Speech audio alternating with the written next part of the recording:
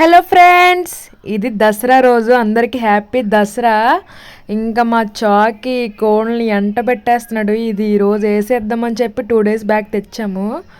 ఇంకా ఫైనలీ బయట అయితే మంచిగా వర్షం పడుతుంది, మాకు పని జరగకుండా చేస్తుంది వాన. ఇంకా మా నాన్న లోపలే పెట్టేశాడు, ఇంక పని అవ్వదని చెప్పి. ఈ 2 కోళ్ళని అటు ఇటు మంచిగా కాల్చేసి పసుపు రాసేసి మంచి ముక్కలు కొట్టించాడు. మా చోకగడికి పచ్చి మాసమే బాగా నచ్చినట్టుంది, తినడానికి సిద్ధమైపోతున్నాడు అప్పుడే.